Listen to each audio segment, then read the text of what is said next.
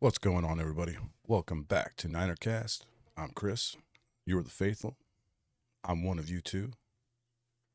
Got a big game tomorrow. 49ers, Rams, SoFi, 1 o'clock, West Coast time, of course. So we got to talk about some stuff. Gonna do this little quick video. My keys to victory and my POI, players of interest. And at the end, I'll give my prediction for the score. Let's get it going. I'm gonna start with the defense first. I couldn't really find a whole lot of stuff to put on this, but I'll give you what I came up with.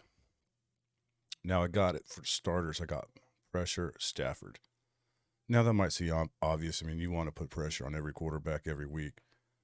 But with Matt Stafford, man, this dude gets kind of shook when he's got pressure up in his face. It's well known. It's not like this is something I figured out. It's just one of those things that gets him rattled and he starts throwing turnovers. So let's get some pressure. Let's kind of do what we did last week. Let's get that push up the middle. Let's get Armstead doing his thing. Let's get people moving around. We're probably going to see Bosa at his normal form. And if things go like they did last week with getting that push up the front in the middle, we could still see some of that Drake Jackson cleaning up. And that would be badass. I also thought it'd be interesting because this is Steve Wilks' first time against the Rams. So they don't really know what to see yet. So if it's going to be some of the traditional wide nine or it's going to be some of his blitzing packages. So we shall see, and this should cause some problems for the Rams as well. Let's see what I got coming up next for defense. There's really not much to say about the run. I don't really think it's much of an issue. They do have that new young back, Kyron Williams. He's obviously better than Cam Akers. I would say keep an eye on him for sure. Like, just don't pretend they don't have a run game, which really hasn't existed in a few years, but keep an eye on him. We got, I think, the two best linebackers in the league, so not too worried about that too much. Next, it's just a secondary, which I think is what Wilks is that's his MO, man. He was a secondary coach before he was a head coach, before he was a coordinator. So we just got to keep up with these young receivers they got over there. One's a burner and one's pretty good. And God, I'm horrible with this dude's name. I actually picked him up in my fantasy. I usually don't pick up Rams players or any players in my division or enemies, shall I say. His name is Puka Nakua. And I did a video about that the other day, and I was like, dude, that's a cool name. Yeah. So we gotta clamp these dudes down. And like I said, the pass rush will help with that too. So hopefully we can get some turnovers on that too. Like I said, the defense stuff it's short. Um, Without Cooper Cup, I don't know what they got. I mean, I watched the highlights from the Rams Seahawks, but the only thing that stood out to me was the receivers, who might just had a hell of a game. I don't know if they'll keep doing that. We shall see. And the Kyron Williams looked pretty decent. So now let's move on to offense. I got a little bit more on this one. For starters, set up the run. Things went easy for us last week.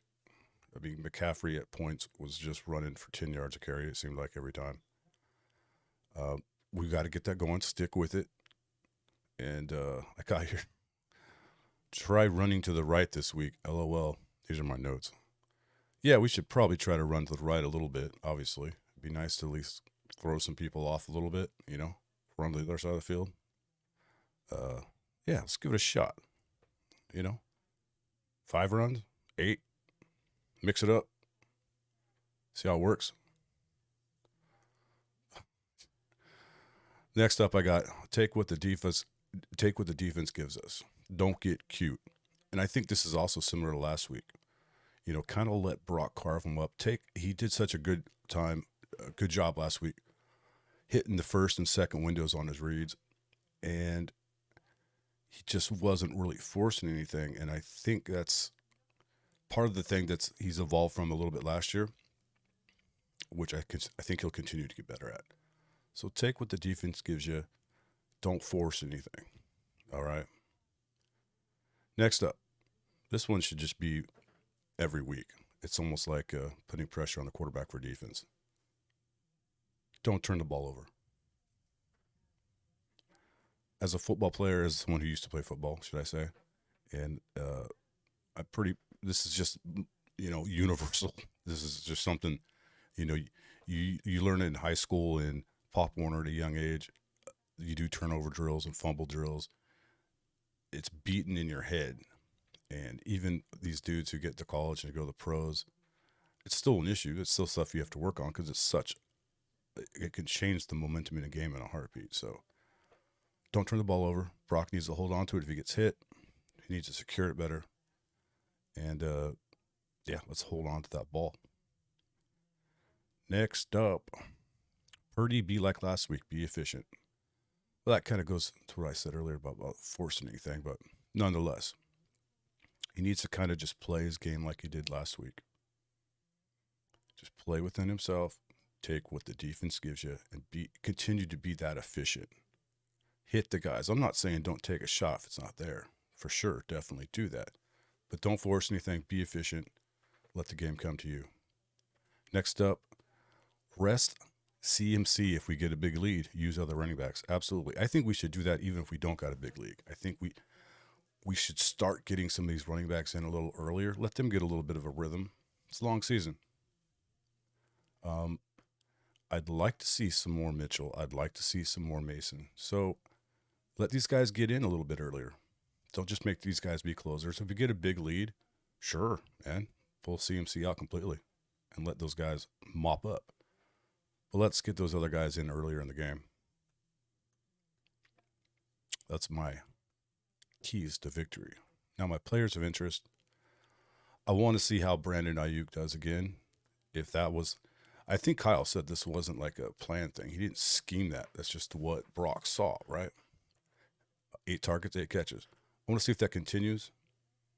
I want to see if the Rams are going to try to put some more or double him because it's just going to open someone else up.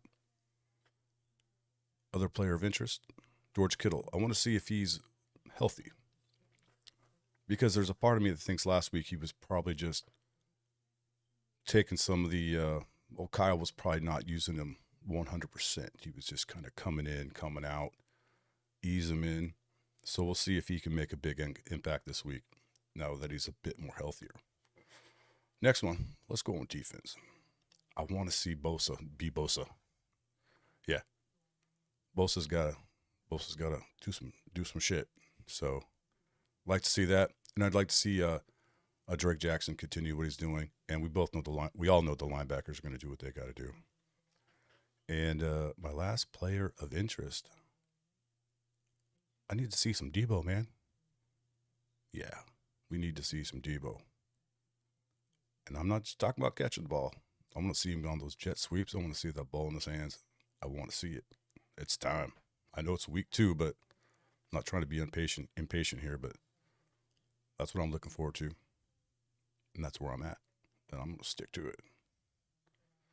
Like I said, this was a quick video. So now we're going to end it with my score prediction.